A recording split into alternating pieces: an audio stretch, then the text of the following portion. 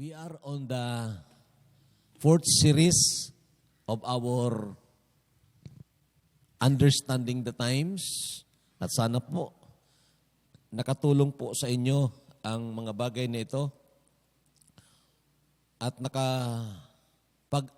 hikayat po sa atin, naka-challenge po sa atin na lalong maging malapit sa Panginoon.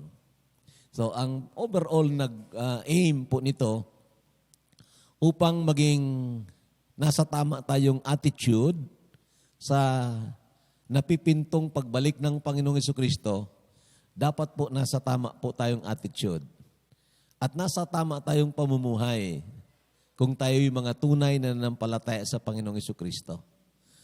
Ang tamang attitude kasi, mga kapatid at mga kaibigan, ito po ang nagbibigay sa atin ng tama din na pananaw sa ating kapaligiran at ang pagtupad sa iniatang ng Panginoon sa ating balikat na gawin. Meaning, we can do the work and we be faithful in doing that if we are in the right spirit composure. Okay? Pero kung natataranta tayo, takot tayo, o kaya overexcited naman tayo na parang hindi nating alam ang gagawin natin, then hindi po makapag-function ng maigi ang ating buhay.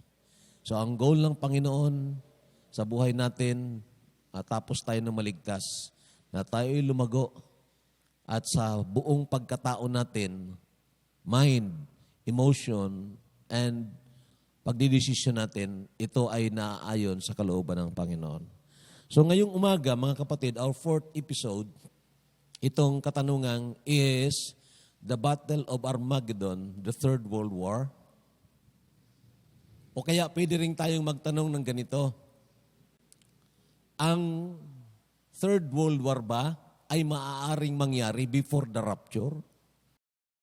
Marahil may mga tao siguro na natatakot dahil pwedeng mangyari ang Third World War before the rapture. O kaya mangyayari ba ito sa panahon ng tribulation? Okay lang kung sa panahon ng Great Tribulation kasi wala na tayo dito. Di ba? Ang mga tunay na mananampalataya, ayon sa sinasabi ng salita ng Diyos, bago pa man mangyari itong pagbibida-bida ng Antikristo, na sanlibutan ito, kukunin muna tayo ng Panginoon. Okay lang sana kung mangyari ito.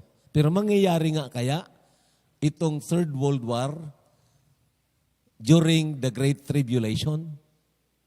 Gusto rin natin malaman yon. Okay? Ang maybe the last question siguro, talaga bang magkakaroon ng Third World War?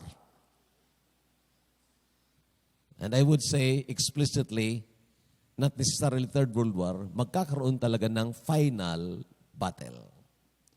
The ultimate war na mangyayari sa libutang ito, that nobody and nobody can survive. Maaring Third World War yan, maaring Fourth World War, pero that's the final battle. Okay, so pag-aralan po natin ang mga talatang ito by the grace of the Lord. Sabayan po ninyo ako sa pagbabasa nito. Revelation chapter 16, starting from verse 12. Ready? Start. Then the sixth angel poured out his bowl on the great river Euphrates, and its water was dried up, so that the way of the kings from the east might be prepared. And I saw three unclean spirits, like frogs, coming out of the mouth of the dragon, out of the mouth of the beast, and out of the mouth of the false prophet. For they are the spirits of demons, performing signs, which go out to the kings of the earth and of the whole world, to gather them to the battle of that great day of God Almighty. Behold, I am coming as a thief. Blessed is he who watches and keeps his garments, lest he walk naked and they see his shame. And they gathered them together to the place called in Hebrew Armageddon. Now I saw heaven opened, and behold, a white horse, and he who sat on him was called Faithful and True. And in righteousness he judges and makes war. His eyes were like a flame of fire, and on his head were many crowns. he had a name written that no one knew except himself. He was clothed with a robe dipped in blood, and his name is called the Word of God. And the armies in heaven, clothed in fine linen, white and clean, followed him on white horses. Now, dito po, ipinapahayag sa atin ang isang labanan na tinawag doon kanina, Armageddon. Doon natin kinuha ang Battle of Armageddon. Ang Armageddon, ay ibig sabihin dyan, that's a place, that's a mountain, the mountain of Megiddo, na kung saan doon mag-iipon-ipon ang lahat ng mga bansa at makikipaglaban sa armies of heaven. Okay? Tinatawag yan, Battle of Armageddon. Ay, ito'y mangyayari. Ngayon, dalawang bagay ang pag-uusapan natin. Una, ito pong intindihin natin ang tinatawag Battle of Armageddon. Kailangan maintindihan natin ito. Kailan ito mangyayari? Ano ang mga features dito? And then, magkakaroon tayo ng pananaw sa kung ito na nga ang tinatawag the Third World War. Okay? Ang pangalawa, understanding the Third World War. So, dalawa lang po. Now, sino ang mga participants dito sa tinatawag Battle of Armageddon? Doon po sa binasa natin, napakinggan natin ang Kings of the East. Mga kaharian sa silanganan. Kung alam po ninyo, sa panahon ni Noah, nahati po ang sanlibutan sa dalawang bahagi lang po. East and West. At kahit na sa ating kapanahunan ngayon, nandyan pa rin yan, ang Eastern Hemisphere and Western Hemisphere. Okay? So, itong pagkahati ng dalawa, ay hanggang sa katapusan, what I mean hanggang sa pagdating ng Panginoon, parang ganon, dalawang maglalaban, East and West. Okay? Panguna po yan. Ang pangalawa, mayroong Confederacy of 10 Kings. So ang mga participants doon sa labanan, mayroong Kings of the East, and by the way, kasama po dyan ang Pilipinas. Nasa East po tayo. Okay? Kasama po tayo dyan. Ang sa Western countries, Europe, America, and others. Canada, Australia, and the rest. Okay. Then, mayroong Confederacy of 10 Kings. Ito ay mababasa natin sa Revelation chapter 17, 12 to 14. Revive Roman Empire. Kung wala kayo ng background dito, I suggest, buksan nyo sa inyong bahay later, ang YouTube channel po natin, Radmer LNT. May series po tayo ng pag-aral sa Book of Revelation at isa ito sa ipinaliwanag po natin itong Confederacy of 10 Kings. Sa ngayon, wala pa po yan. Wala pa sa ating kapanahonan ngayon. Ang nandyan ngayon yung European Union na nagmula doon sa EEC, European Economic Community, na dati ang kanilang alliances ay patungkol lang sa ekonomiya, but later it turned into European Union. So lahat na ng anggulo ng governance nandoon na. Military, economics, politics, and even religion. So itong European Union, and as of now, hindi po sila 10, marami sila. There are about 26 na members po diyan. Pero out of that European Union, lalabas itong 10 Confederacy. At ito ang tinatawag ng mga scholars, Revive Roman Empire. Sino sa inyong nakapanood ng pelikula ng Roman Empire? Panoorin ninyo yun. Mas maganda yun kaysa mga soap opera diyan. Okay? Sino sa inyo ang gusto magbasa ng aklat? I think 5 or 6 volumes ng history ng Roman Empire. Maganda po yun, informasyon na yun. Okay? So, ito pong Revive Roman Empire, ito rin ang sinabi doon sa Book of Daniel, ang panahon na yon na mayroong nakita si Daniel na estatwa at tinamaan sa toes, meaning sa mga daliri ng paa, yung estatwa na yon ng isang stone cut from the mountain without hand. At ito, sa pag-aral sa prophecy, ito ang tinatawag na pagka-revive, pagmuling pagbuhay ng Roman Empire. Ang pangatlo, ang Panginoong Jesucristo kasama doon sa labanan, sa Battle of Armageddon, the Lord Jesus Christ and His armies, yung binasa natin kanina. Sino yung army ng Panginoon? Mga angels po yun. At kasama na rin ang mga saints, ang mga mananampalataya na narapture na muling babalik dito kasama ng Panginoon sa pakikipaglaban dito sa Battle of Armageddon. So do you think you will be there? Okay? So wala tayo niyan. Wala na tayo diyan sa physical body. Of course, dito sa Confederacy of Ten Kings, maaari, I'm not dogmatic about this, maaaring ang magiging kalaban din ng Panginoong Jesucristo dito ay ang hindi lang mga tao na with their physical bodies, maaring itong mga bionic man na ngayon ay ginagawa ng mga bansa, especially ng mga malalaking bansa, gumagawa sila ng mga robot soldiers para madaling maintindihan.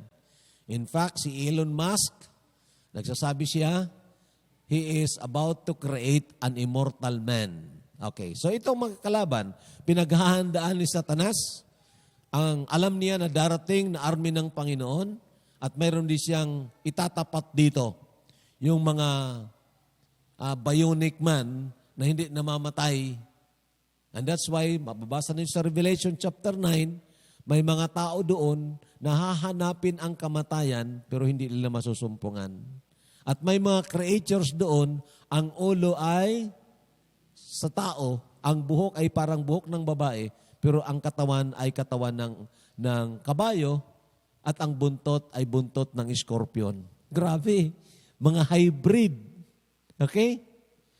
And marahil, ito ang mangyayari nga na labanan. Okay? I'm trying to give you the picture.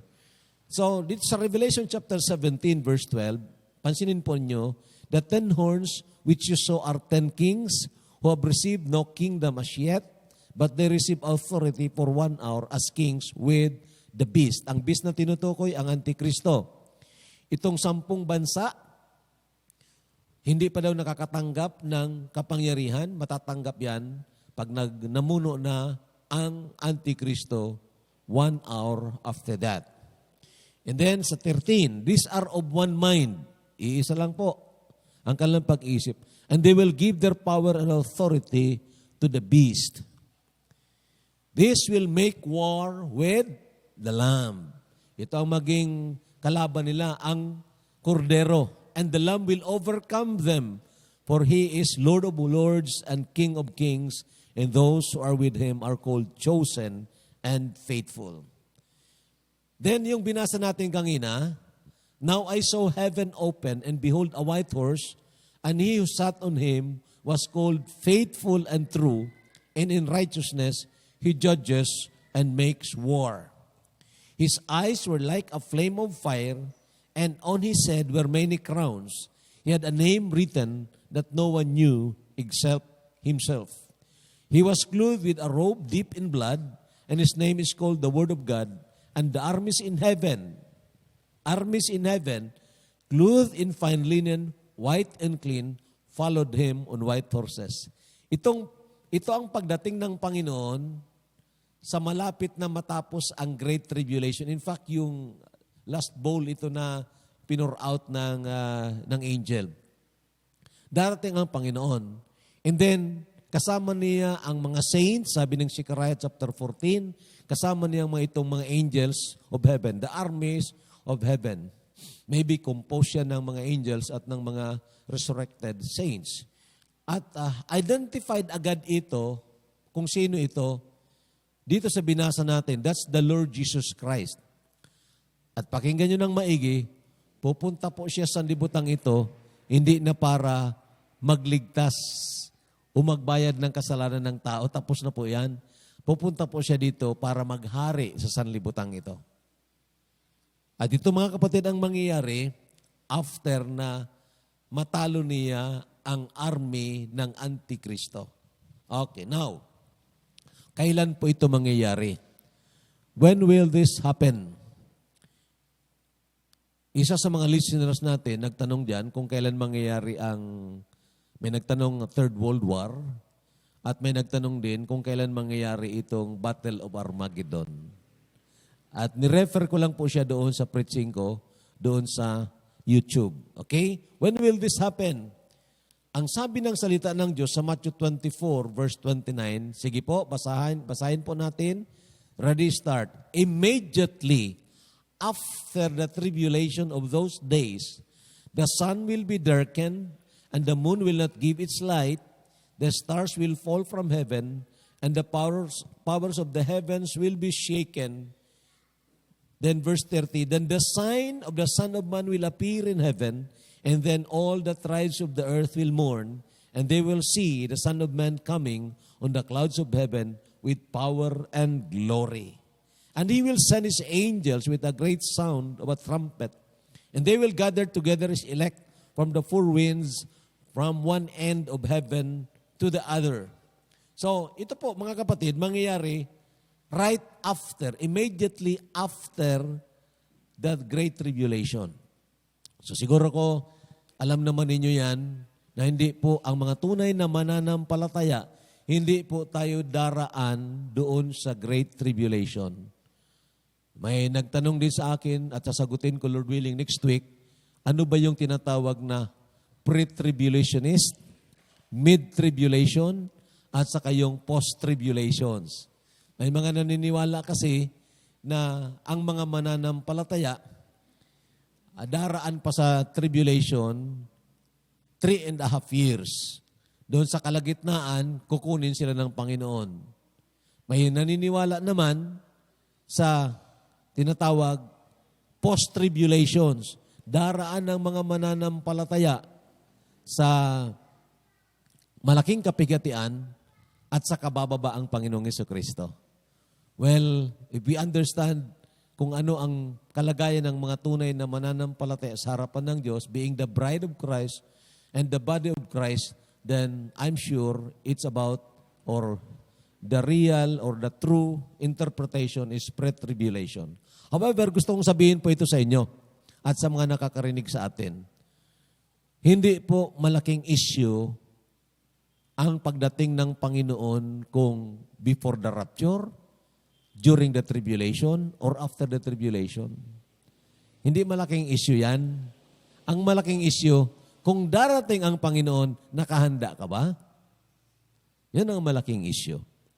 Maaring ang isang tao naniniwala na daraan pa siya sa Great Tribulation, so naghanda siya ng maigi, ayaw niyang mag-relax sa kanyang pamumuhay, so ready siya kung anumang oras na dumating ang Panginoon. Ang isa naman, hello, pakinggan niyo ito ng maigi, this might be the tendency, total hindi na ako daraan sa tribulation, so relax ang buhay, at okay lang, total, anuman mangyari, kukunin ako ng Panginoon, ma-rapture ako. Idumating ang Panginoon, hindi pa nangyari ang Great Tribulation. Sino ang ma-rapture dun sa dalawa? Yung naniniwala, before the tribulation ang rapture, o kung after the tribulation ang rapture? Sino ang maniniwala? Or rather, ang ira-rapture doon? Parehas yun mananampalataya. Sino? Parehas lang yun. Pero ang isa siguro na surpresa, dumating ng Panginoon, hindi ako nakapaghanda. Yun ang mahirap. Di ba? Ang isa nakapaghanda. So, for me, it's not an issue. But of course, I stand on what I understood from the Word of God, na before the Great Tribulation will happen, then Christ will come and take us. Okay, very important din yun sa pagkaroon ng katatagan ng puso at ng isip. Now, ano ang possible na senaryo? Possible series of events. Ito po, Jerusalem will be occupied by the Antichrist with his 10 kings. Ito nga na sinasabi ko sa inyo, revived Roman Empire. Saan ito manggagaling? Lahat po yan Western nations. Wala dyan ng mga taga-East. So wala dyan ng Pilipinas, wala dyan ng China, wala dyan ng Russia. Lahat yan Western nations. Europeans in particular or Western countries. Kasi kung pag-aralan nyo sa history, ito rin na mga bansa na ito ang nagsipag-colonize ng maraming mga bansa, particularly in Africa. In fact, nakaabot ang pag-colonize nila dito sa Pilipinas. Sino ang nasumakop sa atin? Spain. Saan na parte ang Spain? Sa Europe. Ano ang katayuan ng Spain sa Roman Empire? Member ng Roman Empire. Sumunod, sinakop tayo ng Amerika. Saan naman galing ang Amerika? Galing sa Britain, Europe din. Sabi nila, nilabanan ng Amerika ang Espanya, kaya umalis ang Espanya.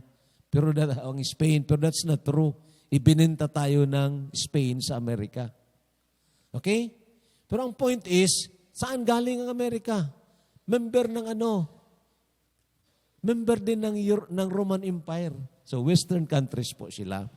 So Jerusalem will be occupied by the Antichrist. Anong ibig sabihin? Makinig po kayo ng maigi. Sa ngayon, ang Jerusalem, sabi ng Luke chapter 24 verse 21, ang nakaokupar ngayon dyan ay mga hintil, hindi po mga tunay na mga Israelites sa lahi ni Jacob. Hindi po. Ang mga lahi ni Jacob ngayon ay nakatira nandyan sa karamihan sa kanila nasa Ethiopia at sa ibang mga dako ng Africa. And then Middle East ang ilan. Ngayon, itong Antikristo, papasok siya dito sa land of Israel, particularly Jerusalem, at gagawin niya itong center of his government. Okay? Natural, tatanggapin siya nitong mga peke na mga Hudyo na nag-reject kay Jesus Christ nang pumunta ang Panginoong Jesucristo dito. Okay? Karamihan sa kanila ay talagang nag-reject sa Panginoong Jesucristo. Now, the kings of the east will attack the Antichrist and his 10 kings. Yun ang nabasa natin kanina. The kings of the east, lulusob sila, daraan sa Euphrates River. So, who are the kings of the east? Remember, plural yan. Maaring grupo yan ng mga bansa. Ito kaya ang ASEAN? Pwede. Nandito kaya ang China and Russia? I'm sure nandiyan yan. Okay? So itong magiging eksena. And then, ang mangyayari, Christ will come and gather the remnants of Israel. Sa medyo maglalaban-laban na sila, darating ang Panginoon. Hindi yun rapture ha? Darating ang Panginoon para maghari. At tatawagin niya yung mga tao niya, mga pinili niya, ang lahi ni Jacob. Kukunin niya mula sa four corners of the earth. Tatawagin sila. Kasi itong lahi ni Jacob na nagsipagkalat ngayon, pagdating ng Panginoon, sabi ng Revelation chapter 1 verse 7, makikita nila ang Panginoon. And they would look at Him whom they have pierced. And then their faces will be enlightened. That will be the national conversion ng bansang Israel. Sa ngayon, iyang mga tao dyan, hindi pa man nagsisi ng kasalanan, pero sabi nila, sila ang mga tunay na mga Hudyo, nandyan sila. Sabi ng Bible, bago sila ibalik ng Panginoon sa lupang pangako, kailangang magsisi sila ng kanilang kasalanan. Deuteronomy chapter 30 po yan. So Christ will come and gather the remnants of Israel, the elect, and fight the armies of the beast. Sasama ito sa pakikipaglaban. Some nations will join the armies of Christ and fight against the Antichrist. May mga bansa na dahil sila mismo ay kinakalaban din nitong grupo ng Antikristo, sasali sila dito sa, kakampi sila dito sa Hebrew Israelites. Sino yan na mga bansa na yon? I believe itong kings of the east ngayon. If you want another o additional na mga katotohanan dito, try to read history at sino ang tumutulong ngayon sa mga African Israelites ngayon. It is Russia and China. Okay, so, nandyan po ang history natin. Now, those nations who join the armies of Christ will be allowed to enter the millennial kingdom. Ito ang mangyari. Ang mga bansa na kumampi sa bansang Israel, kumampi sa army ng Panginoon, papapasukin sila sa 1,000 years reign ni Christ. Yung mga bansa na those who join the armies of the Antichrist will be utterly destroyed. Ito ngayon hindi na papasukin. Hahatulan na ito. Judgment of all nations yan. Nababasahin natin at random lang, mamaya lang, madali lang. Ito po kasi very important na maintindihan ng mga mananampalataya, lalo na kung sila ay nandyan sa pamumuno, governance. Kasi mahalaga itong tinatawag political alignment on the last days. Lord willing, next week I'll be dealing with that about the political alignments. Okay? Importante, saan ba ngayon nakapanig ang Pilipinas? Kung nakapanig ang Pilipinas dito sa Amerika dahil sa mutual treaty agreement natin at sasali sa labanan kasamang Antikristo, nako, isa tayo sa mabubura sa mapa. You know, very important yun. Now, alam ba ito ng ating presidente, Duterte? Hindi. I believe hindi niya alam ito. Pero, remember, ang lahat ng mga pinuno, sabi ng Bible, nasa kamay ng Panginoon. And maybe, ginaid siya ng Panginoon sa ganyan para mag-align siya ngayon. Neutral tayo eh. Hindi tayo nakialam doon sa labanan sa Ukraine. Kung in case magpadala ng mga sundalo doon, sabi ng presidente natin, hindi tayo magpapadala, hindi natin laban yon. So, why? Of course, he's friend of this Russia. Okay, so, sige, basahin po natin ito, dalian lang po. When the Son of Man comes in His glory, in all the holy angels with Him, then He will sit on the throne of His glory. Eksakto sa Revelation chapter 19 na binabasa natin, with His angels. All the nations will be gathered before Him. Okay? And He will separate them one from another as a shepherd divides his sheep from the goats. And He will set the sheep on His right hand, but the goats on the left. Then the King will say to those on His right hand, Come, you blessed of my Father, inherit the kingdom prepared for you from the foundation of the world. For I was hungry, and you gave me food. I was thirsty, and you gave me drink. I was a stranger, and you took me in. I was naked, and you clothed me. I was sick, and you visited me. I was in prison, and you came to me.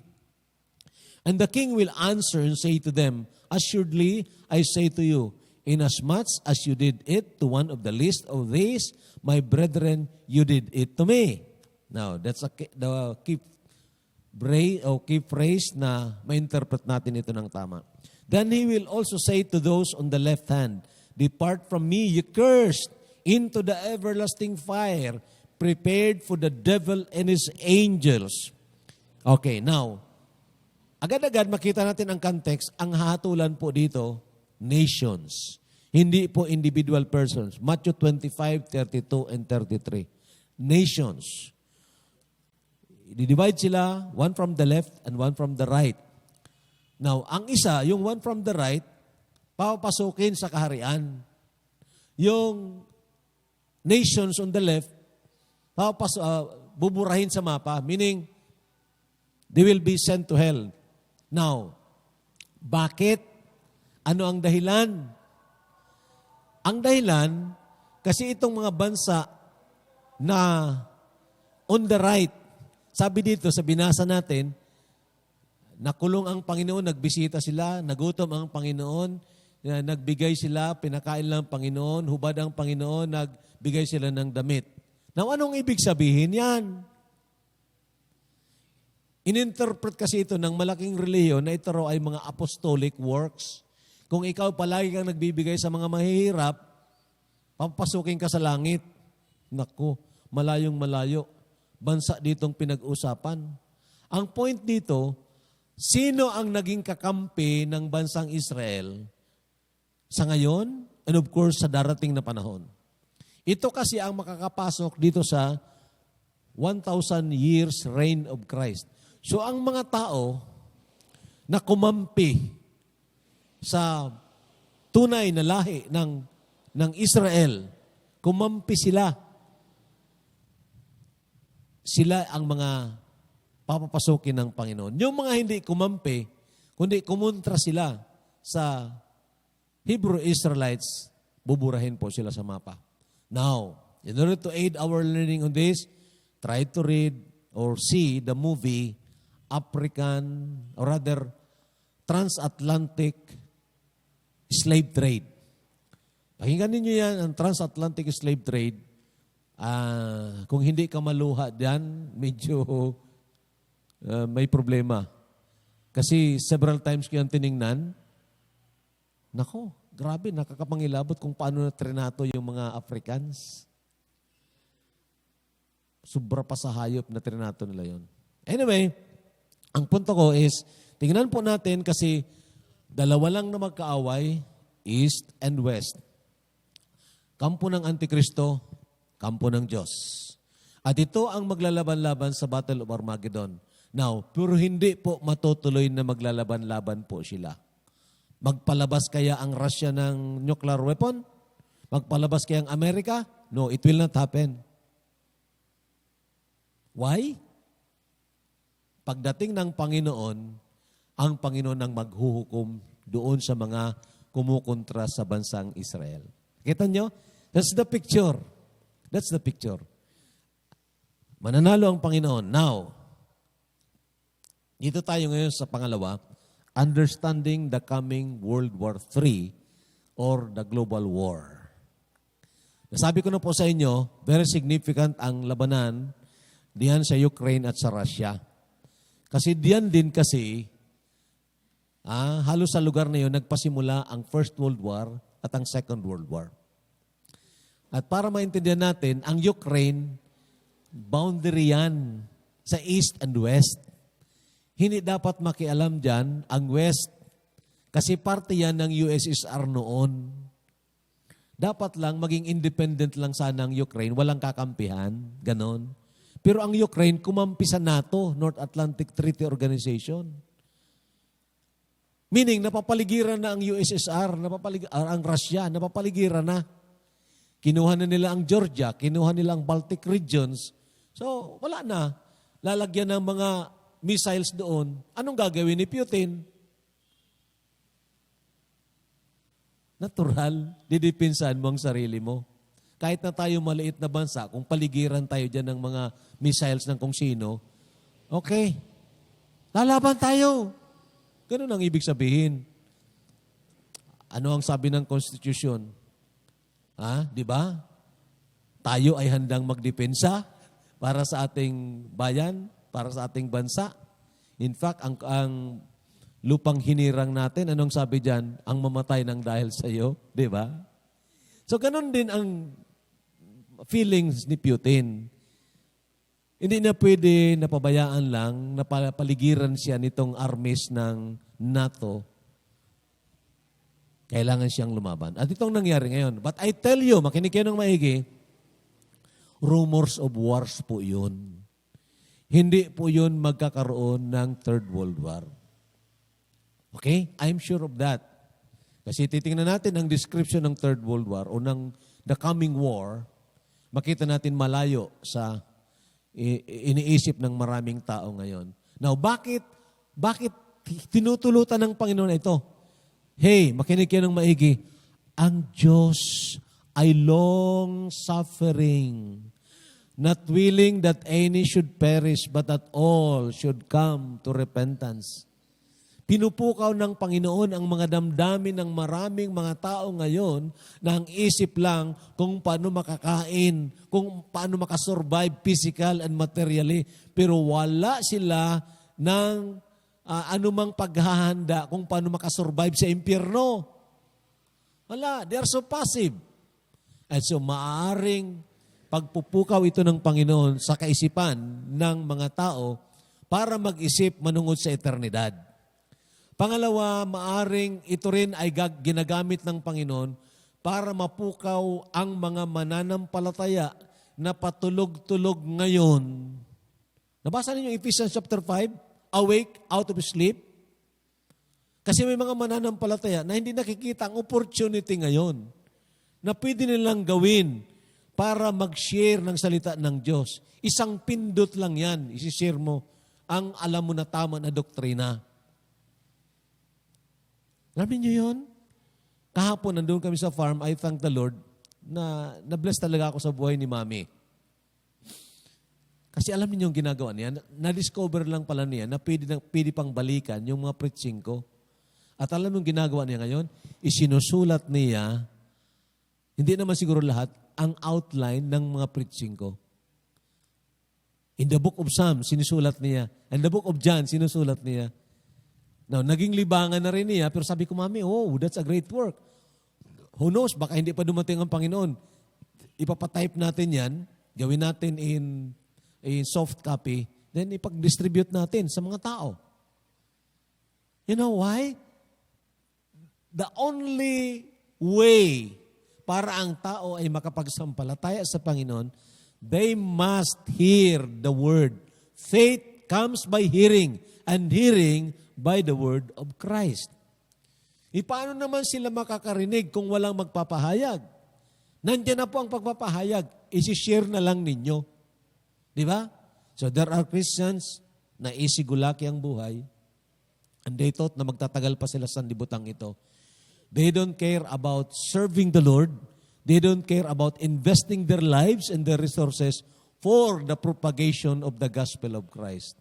Now, ginagamit ng Panginoon ang rumors of war para pukawin po tayo. And of course, sa mga active Christians, that would be a greater excitement kung nakikita natin na palaganap at palaganap ang pagpapahayag ng salita ng Diyos. Okay, let's go back to understanding the coming World War III. Ito pang dapat nating maintindihan muna. Nuclear weapons potential to destroy the world. Ito po ang mga armas ngayon na may potential para sirain, gunawin ang sanlibutan. 9 countries possess nuclear weapons. The United States, Russia, France, China, United Kingdom, Pakistan, India, Israel, and North Korea. In total, the global nuclear stockpile is close to 13,000 weapons. 13,000, tandaan ninyo. Ngayon, total number of nuclear warheads. Ang Russia, 5,997. Kinuha ko po yan, may source po ako dyan.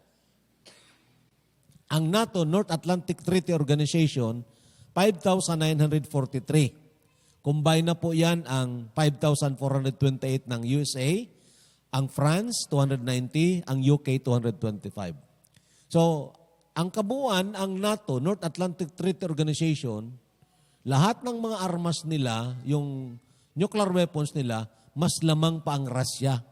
Ang Russia ngayon ay may pinakamaraming nuclear weapons. Okay, nakita niyo dyan. Ang China, konti lang, 350. So, aggressor ba talaga ang China? No. Ang Pakistan has 165. Ang India, 160. Ang Israel, 90. Ang North Korea, 20. 20 lang ang nuclear weapons ng North Korea, pero takot ang Amerika. Naalala ninyo? Takot ang Amerika kasi pag magpawala ng yung president ng North Korea, parang, ano bang tawag dito? Agresibo eh. Sige. Ayaw magpabuli. Ngayon, magpakawala yon, World War yon. Hindi naman papayag ang sinumang bansa na unahan sila. Di ba? So, ito po ang kalagayan natin. Saan ko po yung nakuha? Sa BBC News, March 1, 2022. Okay? March 1 lang yan. Updated po yan. Ito pong katayuan ngayon ng sanlibutan in regard to potential destruction of the earth by the nuclear weapon. Now, ito, other informations. Ang source naman dito is GR FEMA. The bomb that killed up to 146,000 people in Hiroshima, Japan during World War II was 15 kilotons. Isang bomba lang yon. Ang pinatay, 146,000. Sa isang lugar lang yun, Hiroshima. Hindi binilang yun doon pa ng lugar na isa? Nagasaki. Okay? Isang bomba lang yun. Ilang kilotons? 15 kilotons. Ang nuclear warheads, today, ang nuclear warheads can be more than 1,000 kilotons. Meaning, ang isang bomba sa nuclear warhead, 1,000 kilotons. Grabe! Kapotensyal. I-multiply mo sa 13,000. Kasi 13,000 ang nuclear weapons. Lahat-lahat na combined. How many? 13 million kilotons. Ano ang pasasabugin? Kung pasabugin niyan lahat, ano mangyari sa sanlibutan? Gunaw po tayo. Wala kahit isang matitira. In fact, ang Russia has the capacity to destroy the world in 24 hours. 24 hours. Pag gusto ni Putin, sabog lahat. Walang mabubuhay dyan. And I tell you, ito po ang description, if there will be the Third World War in our times. The warheads, ito pa, the warheads on just one U.S. nuclear-armed submarine have 7 times the destructive power of all the bombs dropped during World War II. Lahat ng mga bomba sa panahon ng World War II for about 5 years na bombahan yon, tipunin mo yon. Mas malakas pa ang isa lang na bomba ng Amerika. 7 times stronger. Kita ninyo yon? Including the 2 atomic bombs dropped on Japan. The most powerful weapon, meron ngayon ang Russia dyan, meron ang Amerika. The B-83 gravity bomb is more than 80 times stronger than the bomb dropped on Hiroshima. The same source po yan. So nakita nyo ang potensyal? Grabe. Sabi pa nga ng isang commentator, kung mayroon kang 8 na mga earth, kayang pasabugin yan, gunawin yan ng mga bomba sa ating panahon ngayon. Kayang gunawin yun. Now, so what will happen to our earth if World War III occurs? Ano mangyari? It will burn and melt the whole earth and no one will ever survive. So ano mangyari sa sinasabi ng Bible na 1,000 years reign ni Christ?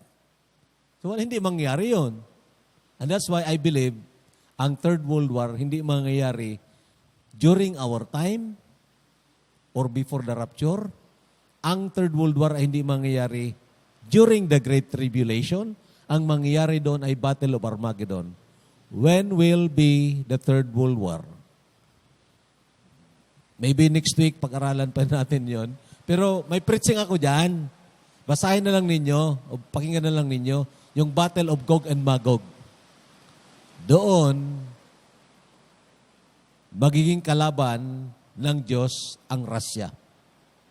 Gog and Magog. Okay, anyway, ito po ngayon, 2 Peter 3:10, dito tayo magtatapos. Sige, basahin po natin. But the day of the Lord will come as a thief in the night, in which the heavens will pass away with a great noise, and the elements will melt with fervent heat. Both the earth and the works that are in it will be burned up. Sige. Ano mangyari daw sa kalangitan? Plural yung kalangitan. The heavens. And that is the atmospheric heaven, planetary heavens. Hindi po yung the third heaven. Yung heavens will pass away with a great noise. Gugunawin nga. Lahat ng elements will melt with fervent heat. Matutunaw lahat. All matters will be melted. Both the earth and the works that are in it will be burned up. And then, ito ang challenge sa atin.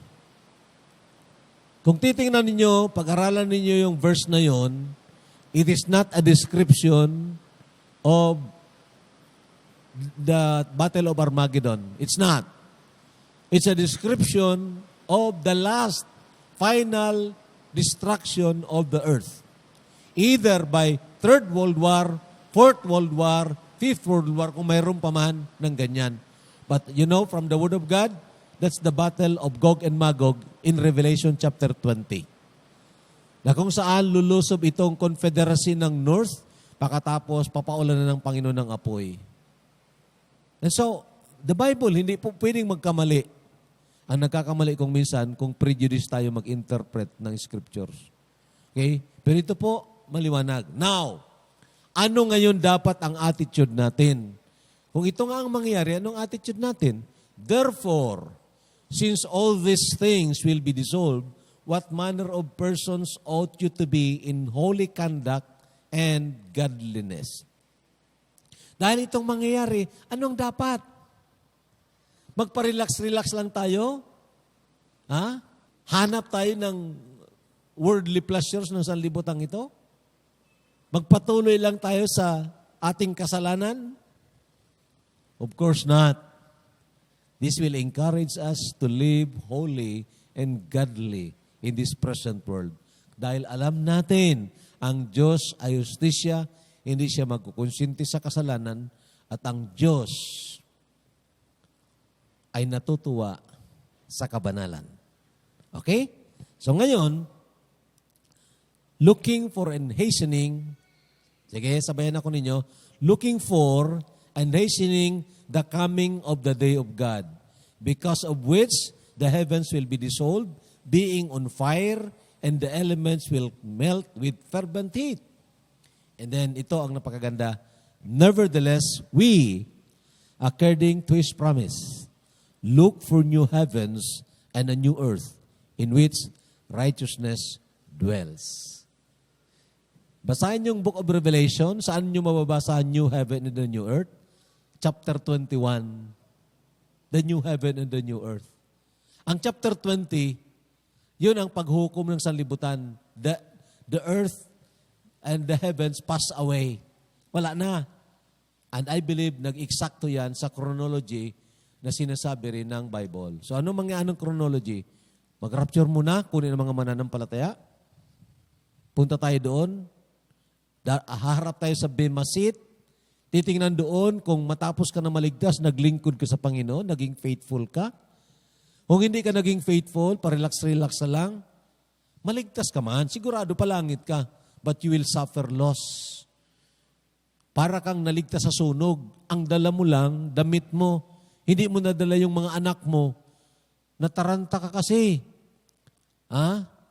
Nataranta ka nang naghahanap ka ng kung ano makukuha mo, binuksan mo yung drawer mo, wala naman doon yung pera mo, gusto mong iligtas ang drawer mo. Ang nahulog doon, mga alpiler.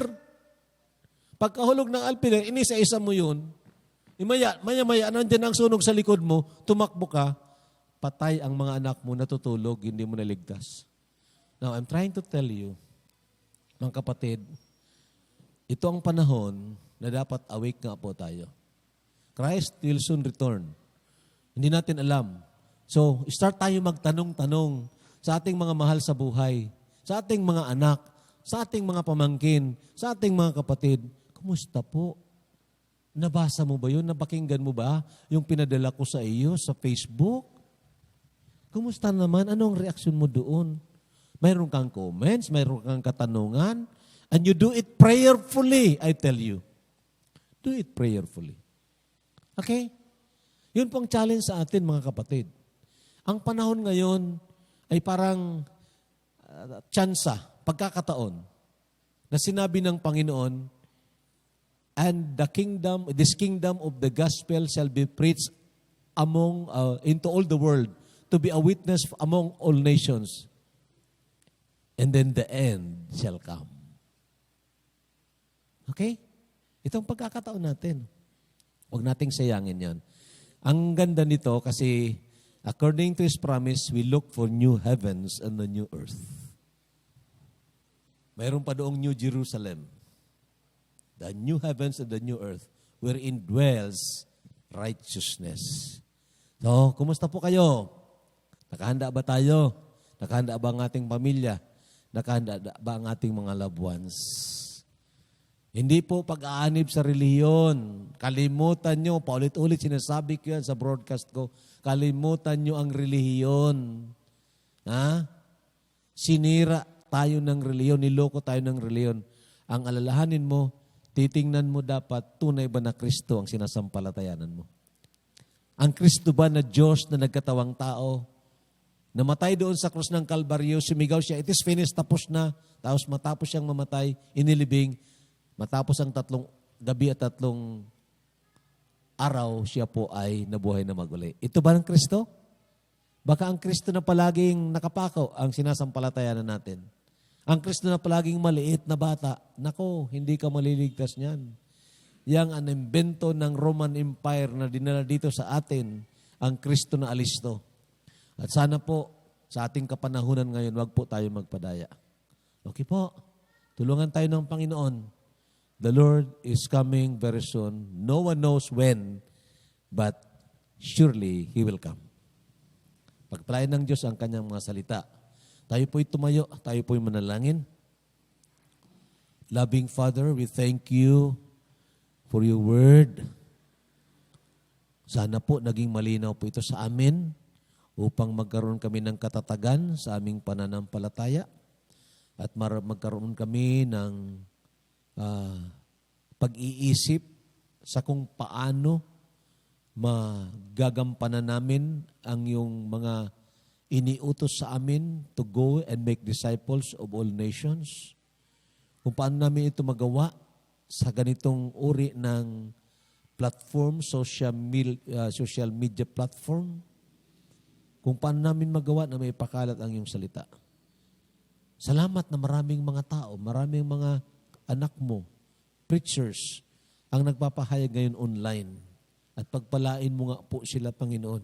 Pagpalain mo ang lahat ng mga mananampalataya na bali isinasa dibdib ang pagpapahayag ng iyong salita in these last days. At pagpalain mo rin maging ang mga pangangailangan po according to your promise. Sabi mo nga doon sa John 15:16, you have not chosen me, but I have chosen you, that you go and bring forth fruit, and that your fruit should remain. That whatsoever you shall ask in my name, I will do it. Nandoon ang promise mo, Panginoon. And surely, pag ang ginagawa namin ay yung pinapagawa mo sa amin, hindi mo kami papagkulangin. Thank you so much, Lord. Thank you.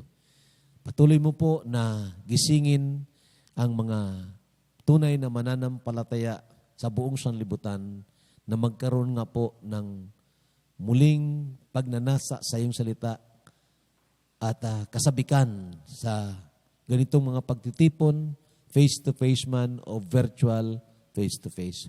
Pag-aralan mo o patuloy ka po na mangaral sa amin, magturo sa amin, Panginoon, sa mga narapat namin gawin. Maraming salamat po. In Jesus' name, Amen.